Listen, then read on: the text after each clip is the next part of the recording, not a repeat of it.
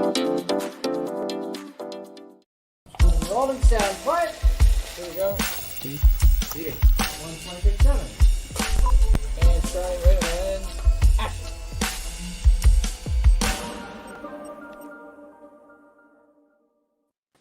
Hi everyone, Chad Matthews coming to you from the Backlot Studios in Fort Worth.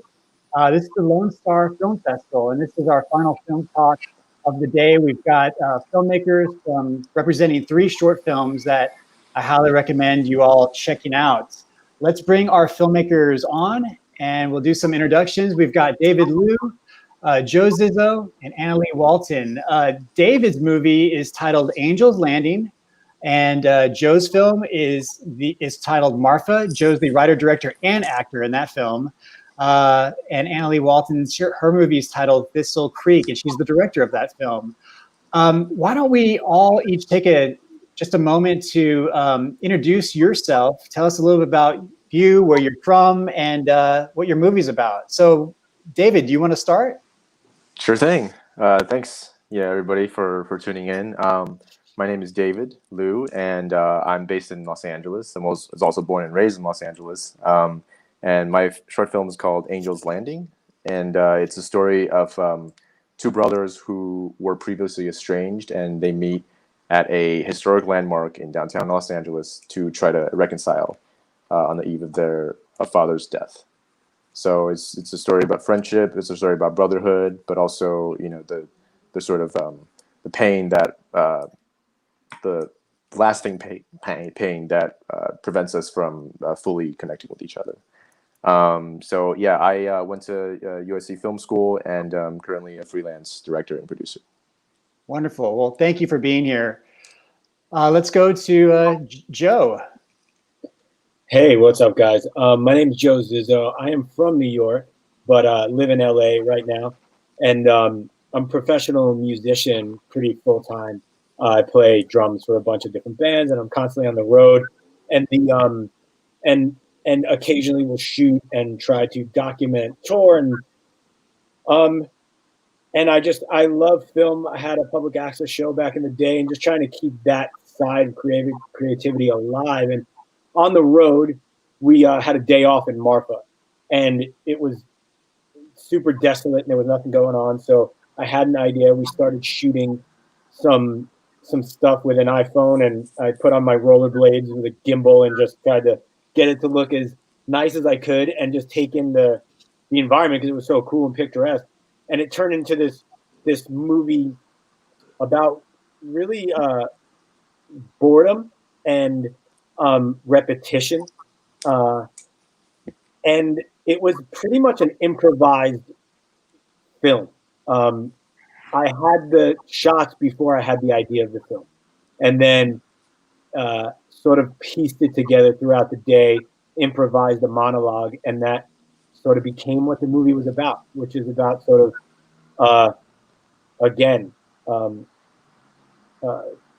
boredom and redundancy in life. And that's how it came to be. So. Very cool. Very cool. Last but not least, let's go to Annalee. Hi, my name's Annalee Walton. I'm actually from Fort Worth, Texas, where Lone Star Film Festival is from and born. But I am based in Brooklyn, New York. I went to NYU Film School, which brought me up to New York, so I just stuck around. My film is called Thistle Creek. It's a short Western.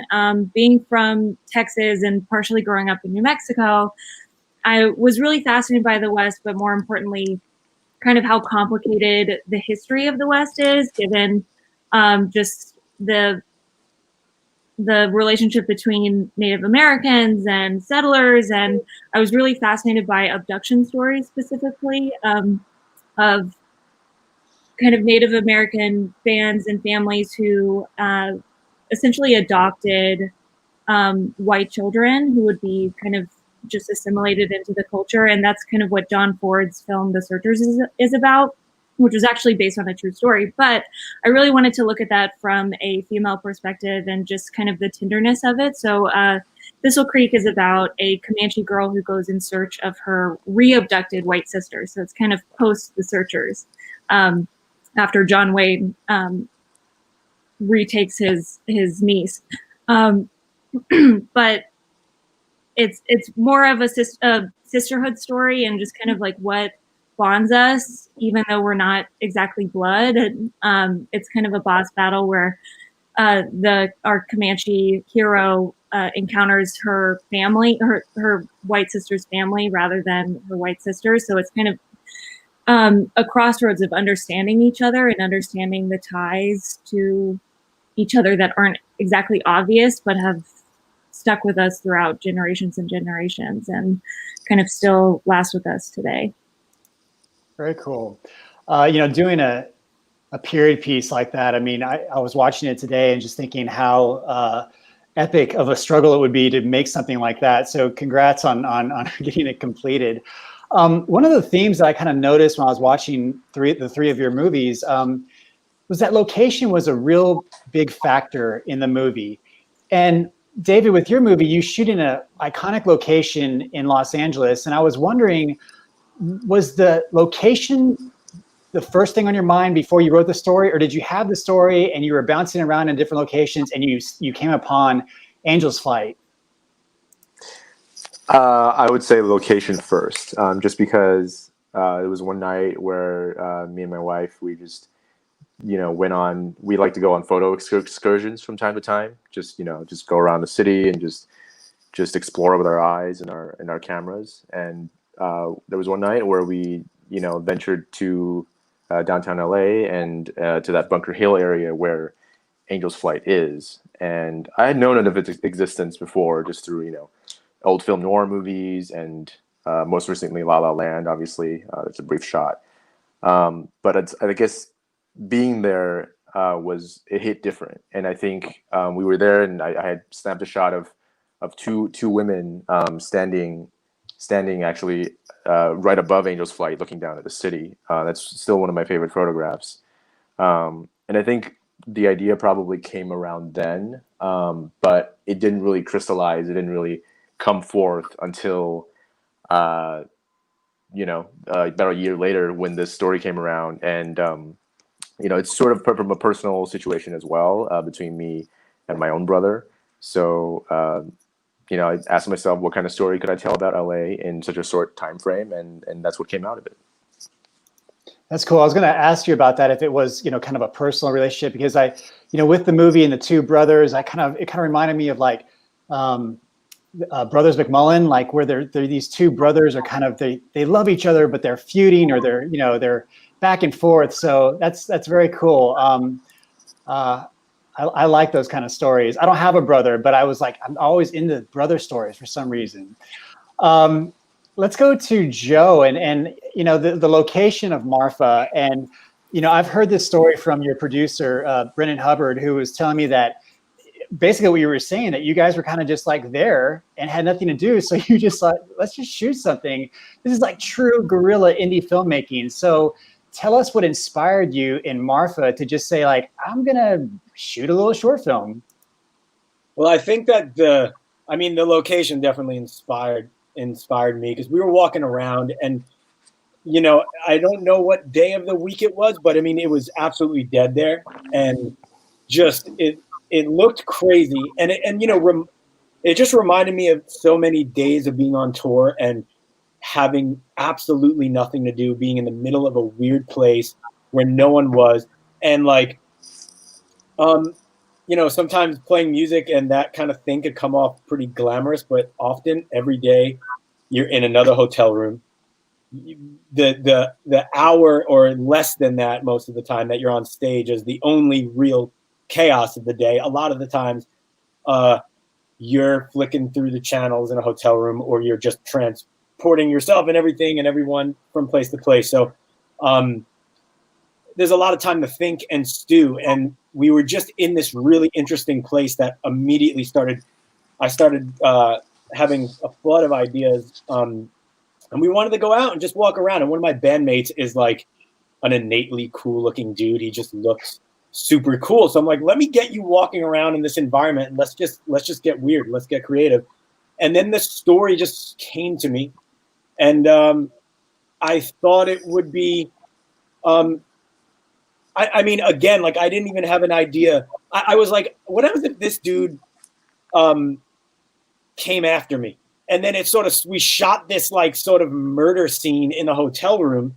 And then I was like, okay, I have no idea what this is going to mean. And then I figured like narrating it might be cool. And I just started improvising in the shower and narration and sort of came up with the story off the cuff. And then, you know, it was going to be just a day off and a fun thing to do. And then I edited it, pieced it together, sent it to Brendan. He's like, this came out pretty cool, man. He's like, it's actually pretty good. Like we should maybe enter it in some festivals. So mainly it was the surroundings, but it was the just free time that I had to just get weird with it. Well, you did a great job. I mean, it's I love stories like that where you can have a very polished production like David's, which, you know, looks like a Hollywood movie. And then you can have a movie like Marfa that maybe doesn't have all the bells and whistles, but it's just as entertaining, you know? So good job on that. I appreciate it. I think the lack of experience as a filmmaker, and like, I'm not trying to compete because I can't and I don't have the know-how. So I figured let's lean into the rawness and the you know, the ghetto-ness of it and see how creative we can get, you know, and see where this could go. So thanks again for giving it a watch. My pleasure. Let's talk about Annalee, your connection to Fort Worth. I mean, you made a Western. Did growing up in Fort Worth influence the idea of wanting to tackle a Western? And then, you know, the location where you grew up is the location that you wanted to go back to? Yeah, I mean, you know, I'm in New York, but I will always have my ties in Texas and a lot of my identities in Texas. And leaving Texas just to go to school, you kind of start to reflect on those and understand those more. And I mean, they call Fort Worth where the West begins. So it's very much in my makeup as a person to just identify with the West and Westerns. But, you know, kind of stepping away, it gives you kind of an eagle's eye view of what does that mean? What are the themes and values or not values or complications and history of the West just as a whole, and like digging deeper into those more. So coming back to Texas, we had a ranch out, actually it's in a tiny town called Comanche, Texas, serendipitously. And that's where we shot our film. And this was a huge collaboration with the Comanche Nation and my wonderful producers who are from the Comanche Nation, specifically Juanita Pataponi and Kim Weiser. And they just helped so much in terms of like add another perspective of how we would see that land. Because I mean, I'm obviously white. So I wanted to really fold in that perspective, especially since our main character is Comanche, you know, just like how one would approach the West from their end, and, you know, weaving those two perspectives together, since this is kind of a collision story. Obviously that's not a secret when you watch the film. So it was really cool just to like have them a part of it and like literally walk the land, the property that we had to use, and just like the tree, if you watch it, there's a big tree that's really special, and we only found that tree because we like walked the land and we were able to like just walk around and find it. And it was kind of off the beaten path, and it was really cool to come back to Texas and do that. And correct me if I'm wrong, but you didn't script this this film, right? This was written by someone else? I did script it. I had a lot of help though. I mean, okay. I would say I co-wrote it. It was originally my idea, but I needed a lot of help specifically from the Comanche side, obviously. So this was definitely a co-collaboration together. Wow. Yeah, it took just a lot of teamwork to get not only the like historical aspects right, the language right. I mean, I'm coming in from a disadvantage on that point, obviously, but trying to achieve a certain endpoint that we all wanted to get to in terms of the story. So it was really cool to do, and they're some of my closest friends now, and it was cool. Very cool. I'm just hopping around here, just kind of just thinking about stuff. But David, I was, I love your location, and I mentioned that to you earlier. But I was thinking too, as a filmmaker, is like, how did they get such good sound? Because that would be, I would think, a sound nightmare with your two actors, doing dialogue in this very loud downtown public space. You pulled it off, and it looks fantastic. I mean, did you capture sound there, or was it all in the studio afterwards? We captured sound there, and it was a sound nightmare. I mean, but the cool thing was that we were about maybe 100 feet or so above the street. Like downtown LA, if you've ever been, is it's a uniquely hilly terrain. So it's the whole reason that the railway exists in the first place. Is in LA history, it used to take the residents of Bunker Hill down to this place called Grand Central Market, where they do their grocery shopping, and then they'll go, take the rail back up to their homes. So once we got up there, it got a little less chaotic, and for the most part, we had a pretty small crew, but we had folks who were just kind of like on either end of the live set, just kind of watching out for pedestrians and just telling them to either be quiet or just hold until the take's over to pass by. And at the very end, I don't know if you noticed, but like there's a few pedestrians actually coming off of the rail car behind one of my characters, the older brother, and that wasn't planned at all. That was just kind of in there, and we had to, in post, we had to sort of dial them up a bit because the actors were pretty well mic'd and laved. So it's interesting, although it was an exterior city shoot. In post, we actually had to bring the city out a little bit more. So I worked with my talented sound designer to sort of bring that out. That's really interesting. Yeah. Joe, for your very minimalistic filmmaking, tell me how many people did you use? Was it really just 3 people with the camera?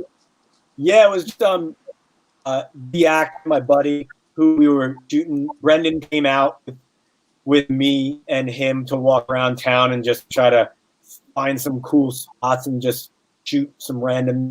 And then me, I just grabbed the iPhone. I had recently got a gimbal that I got before tour, so I could document tour and have everything look a bit smoother and a bit nicer. And as I do often on the road, sometimes I'll bring like a skateboard or a bike, but I had just got new roller blades. Used to play hockey, got new roller blades, and I'm like, let's cruise around town. So I grabbed the skates, the gimbal, and the iPhone, and we just roamed around. And we were doing that in every city that we were in on that tour. We ran around Chicago, we shot, and really just documenting the environment, us in the environment. And then Marfa just sort of had a little bit more to say. With your film too, you can tell that you're a musician and you have an awareness of sound, because I like with the narration that there's a little bit of an echo with the dialogue when he's talking, and you can tell it's well done. So I enjoyed that aspect of it. I thought it was really cool how you did that. That was literally the iPhone in the shower. Really? The actual I was talking to myself in the shower, and then I was like, I'm going to record it. I recorded it I improvised the narration. I just sort of came up with it on the spot, and that I improvised about 8 minutes of like randomness, and I used 6 minutes of that. So in post, just in Ableton and Pro Tools, I cleaned it up a little bit. I did some noise reduction, but I kept I wanted it to still come across like it was recorded in a shower, and it was, and I used that. So very cool. Annalee, so I was on your website and I saw you had a breakdown of the production budget, and it's like the majority of the money had to go to animal wranglers. So I was just thinking, like, man, they must have put a lot of money into this, and it must have been a really long shoot. How many days were you out there, and how big was your crew? And we got a lot of favors. Like, we had the most amazing crew, and like the horse wranglers, his name is Buckshot Bob Alford. He's from the DFW area. He's awesome. he brought out a couple Wranglers, and the crew was really big. At one point, it was like, I think 35 people. I mean, it fluxed every day, just depending on the actors who showed up and who was there each day. But yeah, the crew was huge, and shout out to the lovely Sony bunch for feeding all of us, and my parents for helping me so much on this. I mean, keeping everyone alive for, I think it was like 7 days, and we did a few pickup days as well. Keeping everyone alive and fed for three times a day for 7 days was, we're like on a ranch in the middle of nowhere too, so that was, we had to be super resourceful. Like I remember one of our actresses showed up, I won't say who, but she had cut her hair so she didn't look like what her original audition video had looked like. And we needed long hair, but we were in the middle of nowhere. We didn't have a wig or access to extensions. And the hairdresser was like, her hair looks exactly like one of the horse's manes. Hair color. And so Buckshot Bob was a hero that day and let us cut a huge chunk out of one of his main horse's hair manes, and we braided it into her hair. But that was just like one of the examples. Like, she's got long horse hair as braids, but that was just one of the examples of how we had to be resourceful in the middle of nowhere. In terms of the guerrilla filmmaking Joe is talking about, that was our version. That's great. That's hilarious. So we have a lot of young filmmakers that are probably watching this, and they're wanting to maybe step into filmmaking, or at least try that attempt at making a short film. Do you guys have any advice, or maybe an example of a mistake you maybe made as an early filmmaker that you would just say, hey, look out for this, or try not to do this, or anything that we could, help the future generation of filmmakers kind of, have a step up when they're making their next movie? Anyone? I mean, I'm not a professional like David and Annalee, but I would just say, don't let your limitations stop you. Like, just do it. Everybody's got an iPhone. You just take some time and make something. And often, like, what you don't know sometimes helps you to make the coolest choices. Because, sometimes when your library is too big of different options to choose from, you rack your brain. But when you sort of don't know what you're doing, sometimes you just act on instinct and you get some really interesting results. So just start and then see where it goes. Yeah. I like that. Yeah. I think piggybacking off of that a little bit, limitations, sometimes limitations can actually give you more freedom. And that's something that I'm still learning, honestly. And that's like Joe said, you gotta follow your gut feeling always, whether it's in the script phase, whether something's not working, or you think something needs more work, and you're asking for more notes. Be selective about who you show the story to. Be selective about, building your close circle of collaborators and supporters. But at the end of the day, it's gut feeling. It's just, don't overthink things, even though it's hard sometimes. But just go for it. Yeah. Cool.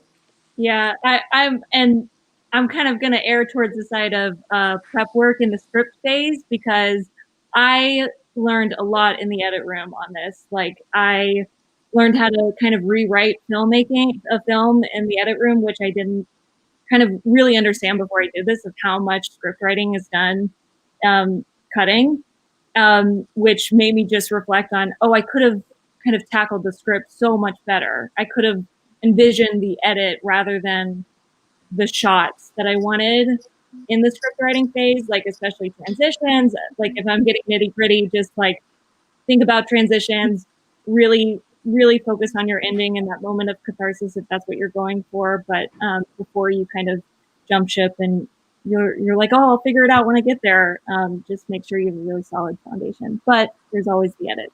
The edit is a wonderful, wonderful tool. Great. Well, do you guys want to play the 5 questions?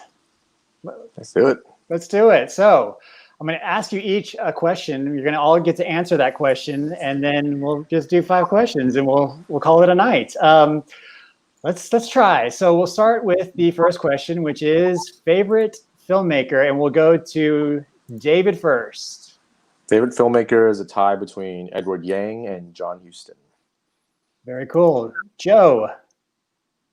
Oh man, I'm gonna say Scorsese has just been such a big throughout my whole life. He's been such a big influence visually, so I gotta go with that dude. Cool. Annalee. I'm going to stick to my original answer. Early Steven Spielberg is just one of my heroes. Nice. Cool. Nice. Yeah. All right. Favorite place or location to watch a movie, David? It's got to be the movie theater.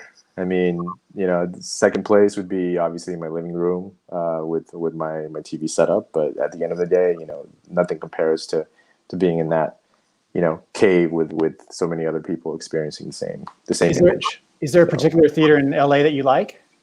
Ooh, good question. I go to the ArcLights around LA a lot. So I would probably say one of those. Say probably the ArcLight Hollywood. Yeah, we had that one earlier. Cool. Joe, favorite place or location? Man, I gotta agree with David. I think the theaters are just the best. I miss it so much right now, being able to just go out and escape and get out. I did recently. My girlfriend and I went to the drive-in movie theater, and I haven't been to one of those since I've been a kid. And it opened. I guess it's been open out here, but I just never went to it, and now that's another option.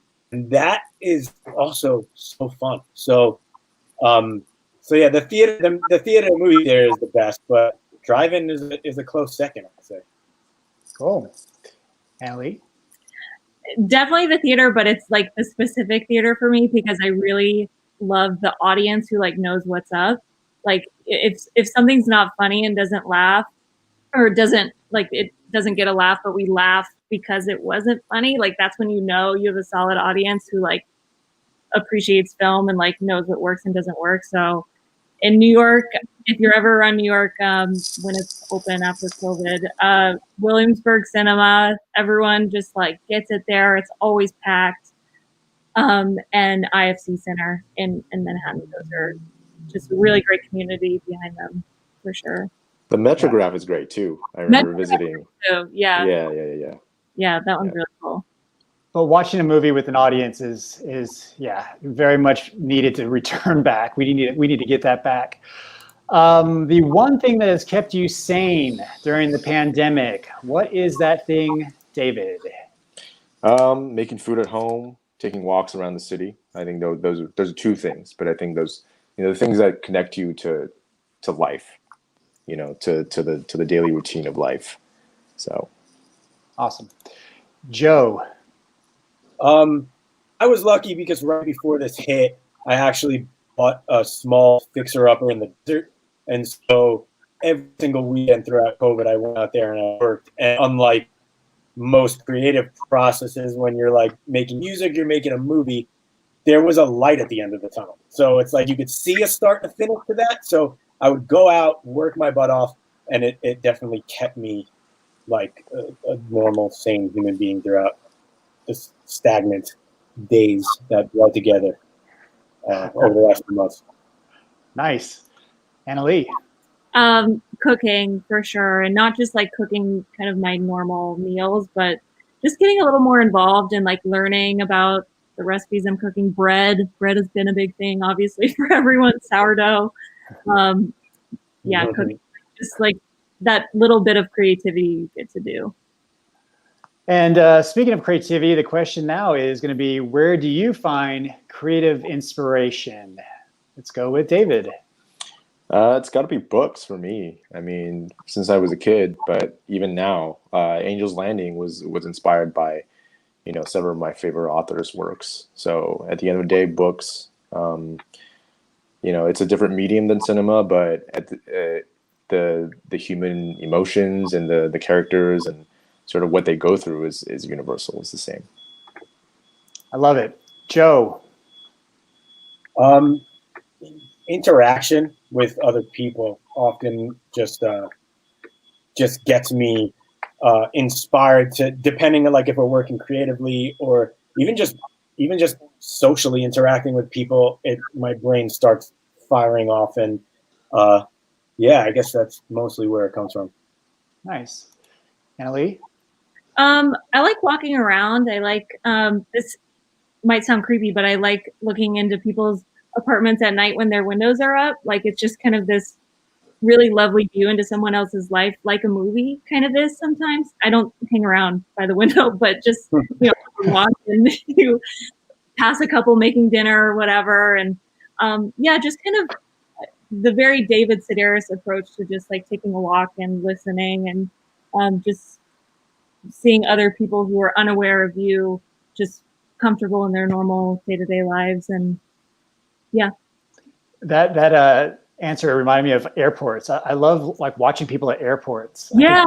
Sit at an airport bar and just watch people. Or like public transportation. Like people don't know people think they're alone, but like you're not. You're the least alone ever. Right. Okay, because we are, the Lone Star Film Festival is located in Fort Worth, Texas, we have to ask, cowboy hat or cowboy boots? We'll start with David. Hat. I have a growing collection of hats, so it's got to be cowboy hat. Wouldn't mind adding one of those. Sweet. So when you come back to Fort Worth, you'll have to bring your hat and be a part of an in-person screening with us. Absolutely. All right. Let's go with Joe. Cowboy hat or cowboy boots? And definitely boots for me. I don't have a big head, so I look super awkward with a hat in general. And I used to rock boots. And being from New York, got a lot of shit about it, but I used to rock cowboy boots. And I'm thinking about bringing them back, but definitely boots for me. You got to bring them back. Yeah, they're coming. Don't let New Yorkers get you down, man. Not anymore. Yeah, no. Boots for sure. You just feel so powerful. Like there's a noise to it. Like you can like command a room just walking in with the right sound. Cowboy boots, but yeah, boots. Awesome. Well, guys, it's about all the time we have. I really do appreciate you guys sending your films our way. We're so honored to be screening them. Please think of the Lone Star Film Festival for your future projects. And folks out there that are watching this, you haven't watched the films, go right now after we turn this off. Go straight and watch their movies. They're incredible. We need to support these artists because they put in their heart and souls into these films, and we need to support them. So thank you all. Stay safe out there, and we'll hopefully see you at the next film festival. Yeah, thank you guys. Thank you. Thanks.